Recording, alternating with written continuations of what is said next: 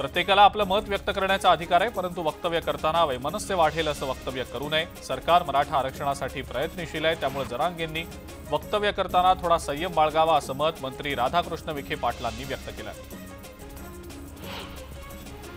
नांदेडमध्ये शिवसेनेची आढावा बैठक पार पडली आहे। मराठवाड्यातल्या हिंगोली आणि धाराशिव लोकसभेच्या जागा हे शिवसेनेचं लक्ष असून या दोन्ही मतदारसंघात शिवसेनेचा उमेदवार निवडून आणण्यासाठी प्रयत्न सुरू असल्याची माहिती संपर्क प्रमुख आनंद जाधव यांनी दिलेली आहे।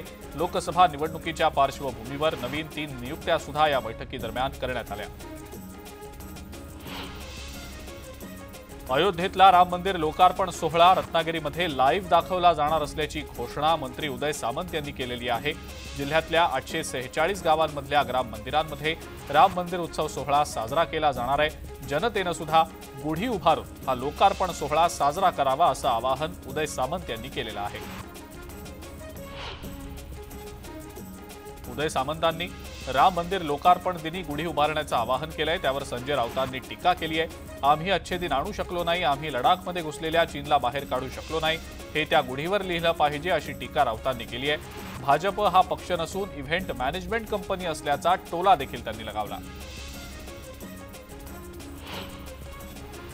सातारा लोकसभा मतदारसंघावर अजित पवारांनी दावा केल्यानंतर भाजपचे आमदार जयकुमार गोरे आक्रमक झाल्याचं पाहायला मिळतंय।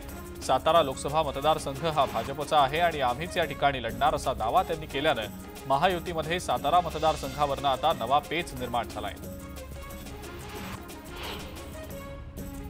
क्रांतिज्योती सावित्रीबाई फुले यांचे भेडेवाडा इथलं राष्ट्रीय स्मारक आधुनिक पद्धतीचं करतानाच त्याच्या दृश्य स्वरूपाची सावित्रीबाईंच्या काळात जसं असेल अशा जुन्या काळाशी सांगड घाला असे निर्देश अन्न आणि नागरी पुरवठा मंत्री छगन भुजबळांनी दिलेले आहेत। स्मारकासाठी आवश्यक निधी राज्य शासन देईल अशी ग्वाही देखील त्यांनी दिली आहे। सरकार प्रत्येक ठिकाणी आपलं नाक खुपसतंय। जे न्यायमूर्ती आहेत ते कायद्याचे अभ्यासक आहेत, त्यांच्यावर तुम्ही प्रेशर कसं काय आणू शकता असा सवाल यशोमती ठाकूर यांनी केलाय। जातनिहाय जनगणना झालीच पाहिजे अशी मागणी देखील त्यांनी केली आहे।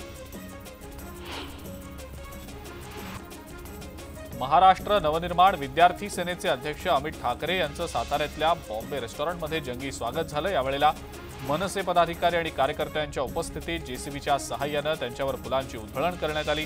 कोरेगाव इथल्या बैलगाडी शर्यतीला अमित ठाकरे उपस्थित होते। यावेळेला त्यांनी जिल्ह्यातल्या विद्यार्थ्यांना भेटून त्यांच्या समस्याही जाणून घेतल्या। तळवडे इथल्या मेणबत्ती बनवणाऱ्या कारखान्याला लागलेल्या आगीमध्ये 6 कामगारांचा दुर्दैवी मृत्यू झाला होता, तर 10 कामगार गंभीर जखमी झाले होते। नीलम गोऱ्हे यांनी या कंपनीला भेट देत आढावा घेतलाय। मृत्युमुखी पडलेल्या कामगारांना मदत जाहीर करण्यात आलेली आहे, तर जखमींना मदत मिळायला हवी आणि यासाठी आपण प्रयत्न करणार असल्याचं नीलम गोऱ्हे यांनी सांगितलं। खासदार संजय राऊतांनी सोलापुरात प्रकाश वानकर यांच्या फार्म हाऊसवर हुरड्याचा आनंद घेतला। शिवसैनिकांच्या या हुरडा पार्टीमध्ये संजय राऊतांनी रंगतदार राजकीय चर्चांना देखील स्थान दिलं। वर्ध्याच्या सेवाग्राम इथल्या महात्मा गांधींच्या बापू कुटी आश्रमाला महिला आणि बालकल्याण मंत्री आदिती तटकरे यांनी भेट दिलेली आहे। यावेळेला आदिती तटकरेंनी परिसराची पाहणी करत आश्रमाचा आढावा घेतला। बापू कुटीतील सर्व धर्म समभाव प्रार्थनेमध्ये सुद्धा त्यांनी सहभाग घेतला। डॉक्टर पंजाबराव देशमुखांच्या 125व्या जयंतीच्या निमित्तानं विदर्भस्तरीय मॅरेथॉन स्पर्धेत 1300 स्पर्धकांचा सहभाग होता। यशोमती ठाकूर यांच्यासह अन्य मान्यवरांच्या उपस्थितीत ही स्पर्धा मोठ्या उत्साहात पार पडली आहे। पिंपरी चिंचवड शहरात खेळाच्या मैदानासाठी शिवसेनेच्या रुपाली आल्हाट गेल्या 13 दिवसांपासून आमरण उपोषण करतायत। या उपोषणाला पाठिंबा देण्यासाठी राष्ट्रवादीचे खासदार अमोल कोल्हे उपोषणस्थळी दाखल झाले। त्यांनी आयुक्तांसोबत फोनवरून संवाद साधत मैदान नागरिकांसाठी परत द्यावं ही मागणी केली आहे।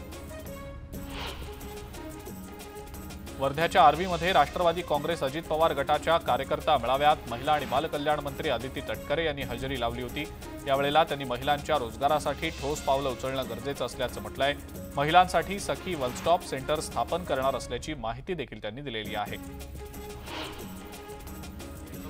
जळगावातल्या केळी उत्पादक शेतकऱ्यांचा प्रश्न गंभीर बनलाय। 10,619 शेतकरी पीक विम्यापासून वंचित आहेत।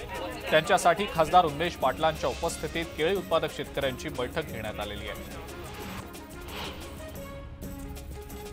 तृणधान्य जनजागृतीसाठी बीडमध्ये भव्य रॅली काढण्यात आली आणि यावेळेला खासदार प्रीतम मुंडेंची प्रमुख उपस्थिती होती। यावेळेला ज्वारी, नाचणी, बाजरी, गहू, तूर, मूग, उडीद, राळे, तीळ, जवस, राजगिरा या तृणधान्याच्या सुंदर रांगोळीनं सर्वांचंच लक्ष वेधून घेतलं होतं. गोपीचंद पडळकरांवर झालेल्या चप्पल फेकीनंतर आता मनोज जरांगे पाटलांनी यावर भाष्य केलंय. पडळकर यांचा काहीतरी गैरसमज झाला असेल. मराठ्यांचं आंदोलन हे शांततेत सुरू आहे, मात्र मुद्दाम दुसरेच कोणीतरी घुसखोरी करून विनाकारण मराठ्यांच्या आंदोलनाला बदनाम करण्याचा प्रयत्न करतायत. पडळकरांना सामाजिक भान आहे, त्यामुळे ते गैरसमज दूर करून घेतील अशी प्रतिक्रिया जरांगे पाटलांनी दिली आहे. मनोज जरांगे पाटलांची उमरगा शहरामध्ये जाहीर सभा होणार आहे आणि या सभेला कर्नाटकच्या सीमावर्ती भागातून सुद्धा मराठा बांधव येणार असल्याची माहिती मिळतेय. यावेळेला ओबीसी आणि धनगर समाज बांधवांकडून जरांगेंचं स्वागत केलं जाणार आहे. लातूरच्या औसामधल्या रामानंद लुन्से हा तरुण मनोज जरांगे पाटलांच्या सभेच्या ठिकाणी गुडघ्यावर रांगत आला. पाटील यांच्या सभेला जाईन तर गुडघ्यावर रांगत जाईन हा निर्धार रामानंद यानं केलेला होता. 22 किलोमीटरचं अंतर कापून त्यानं हा प्रवास केला. एसटी महामंडळाच्या छत्रपती संभाजीनगर विभागीय कार्यालयाकडून विद्यार्थ्यांना शैक्षणिक सहलीसाठी एसटी बसमध्ये 50% सूट देण्यात आलेली आहे. प्रति किलोमीटर 27.5 रुपयांपर्यंत ही सूट मिळणार असल्याचं परिवहन विभाग कार्यालयाकडून सांगितलं गेलंय. रत्नागिरीतल्या दापोलीमधल्या हर्णे बंदरासमोरील सागरी परिक्षेत्र हे अरेबियन सी हॅम्बॅक व्हेलचे हॉटस्पॉट असल्याची नोंद करण्यात आलेली आहे. भारतीय वन्यजीव संस्थेनं ही नोंद केली असून या व्हेलचा ध्वनिविषयक अभ्यास करण्यात येणार आहे. माळशिरसमधल्या वाफेगाव इथल्या बंधाऱ्याला गळती लागल्याचं दिसून आलेलं आहे. ऐन दुष्काळात कोट्यवधी लिटर पाणी वाहून जात आहे. बंधाऱ्याला 783 नवीन दरवाजे बसवण्याची तसंच पाण्याच्या नासाडीकडे डोळेझाक करणाऱ्या पाटबंधारे खात्याच्या अधिकाऱ्यांना तत्काळ बडतर्फ करण्याची मागणी केली जाते. वाशिममधल्या पैनगंगा नदीवरच्या जीर्ण कोल्हापुरी बंधाऱ्यांचा प्रश्न पुन्हा ऐरणीवर आलेला आहे. बंधाऱ्याचं एक गेट तुटून लाखो लिटर पाणी वाहून जात आहे. या गेटची दुरुस्ती करण्यासाठी पूर्ण बंधारा रिकामा करण्याची नामुष्की जलसंधारण विभागावर ओढवलेली आहे. हा बंधारा पूर्णतः कोरडा पडून शेती सिंचन होणार नसल्यानं शेतकरी संताप व्यक्त करतायत. पालघरच्या डहाणू आणि तलासरी भागात नागरिकांच्या अशिक्षितपणाचा फायदा घेत सुरू असलेल्या धर्मांतराच्या विरोधात प्रशासन सध्या ऍक्टिव्ह मोडवर आल्याचं दिसतंय. या भागामध्ये अनधिकृतपणे उभारण्यात आलेल्या प्रार्थना केंद्रावर कारवाईचे आदेश आता देण्यात आलेले आहेत.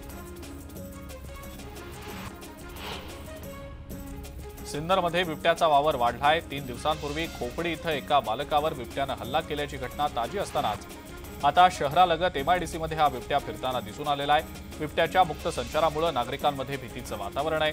या बिबट्याला जेरबंद करण्याची मागणी होतीये. जालन्यातनं जाणाऱ्या धुळे सोलापूर महामार्गावर ओबीसी समाजाकडून रास्ता रोको करण्यात आला.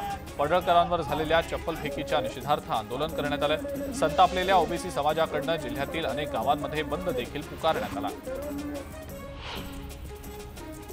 नाशिकहून छत्रपती संभाजीनगरला जाणाऱ्या शिवशाही बसला आग लागलेली आहे. चालत्या बसनं अचानक पेट घेतल्यानं मोठा गोंधळ उडाला. स्थानिक नागरिक आणि आपत्ती व्यवस्थापन समिती पथकातल्या सदस्यांनी प्रवाशांना सुखरूप बाहेर काढल्यानं मोठा अनर्थ टळलाय. अकोल्यातल्या अकोट फैल परिसरामध्ये एका बंद फ्लॅटला अचानक आग लागली. या फ्लॅटमध्ये वीज किंवा गॅस सिलेंडर तसंच ज्वलनशील कोणतीही वस्तू नसताना आग लागली तरी कशी असा सवाल आता उपस्थित होतोय. वसंतदादा शुगर कारखान्यासमोर खासदार राजू शेट्टींच्या नेतृत्वाखाली ठिय्या आंदोलन सुरू झालं. स्वतः राजू शेट्टी या ठिकाणी कारखान्याच्या गेटसमोर ठाण मांडून बसले. जोपर्यंत ऊस दराचा निर्णय होत नाही तोपर्यंत कारखान्यासमोरनं उठणार नाही अशी भूमिका राजू शेट्टींनी घेतली. तसंच जयंत पाटील आणि विश्वजित कदम यांच्यामुळे शेतकऱ्यांना दर मिळत नाहीये असा आरोपही शेट्टींनी केला आहे. दूध दरवाढीसाठी ग्रामीण भागात अजूनही आंदोलन कायम आहे. रयत क्रांती संघटनेकडून पंढरपूरमधल्या तारापूरमध्ये रास्ता रोको करण्यात आला. गाईला दुधाचा अभिषेक करून सरकारचा निषेध करण्यात आला. छत्रपती संभाजीनगरच्या आडगाव बुद्रुकमध्ये शेतकऱ्यांनी रस्त्यावर दूध ओतत सरकारचा निषेध केलाय. दुधाला केवळ 23 रुपयांचा दर मिळतो, तो 40 रुपये व्हावा अशी त्यांची मागणी आहे. अधिवेशनामध्ये हा मुद्दा मांडला नाही तर तीव्र आंदोलनाचा इशाराही देण्यात आलेला आहे. केंद्र सरकारनं कांदा निर्यात बंदी केल्यानं कांद्याच्या दरात घसरण झालेली आहे। चाळीसगाव बाजार समितीत कांद्याचे दर 600 रुपयांनी घसरले, त्यामुळे आता शेतकरी अडचणीत आले। केंद्रानं कांदा निर्यातीवर बंदी घातल्यामुळे लासलगाव आणि मनमाडसह नाशिकमधल्या सगळ्या बाजार समित्यांमध्ये सलग तिसऱ्या दिवशी सुद्धा लिलाव ठप्प आहेत आणि त्यामुळे साठवून ठेवलेला कांदा खराब होण्याच्या भीतीनं शेतकरी हवालदिल झाले, तर मुंबई बंदरावर निर्यातदारांचे 171 कंटेनर अडकून पडल्याची माहिती मिळते। केंद्र सरकारनं कांदा निर्यात बंदीचा निर्णय घेतल्याच्या विरोधात जिल्ह्यातल्या बाजार समित्यांमधलं कामकाज ठप्प आहे। या प्रकरणी सहकार विभाग आता ऍक्शन मोडवर आलेला आहे। सलग 3 दिवसांच्या वर जर बाजार समिती बंद राहिली तर परवाने रद्द केले जाणार आहेत। जालन्यातल्या अंबडमध्ये काही दुकानांवर दगडफेक झाल्याची माहिती मिळते। पडळकरांवरच्या चप्पलफेकीनंतर धनगर समाजाकडनं कडकडीत बंद पाळला जातोय। बंदच्या दरम्यान काही दुकानं सुरू असल्यानं ही दगडफेक झाल्याची माहिती मिळते। 36 जिल्ह्यांच्या बातम्यांमध्ये आता वेळ झाली आहे एका ब्रेकची। बघत रहा न्यूज 18 लोकमत।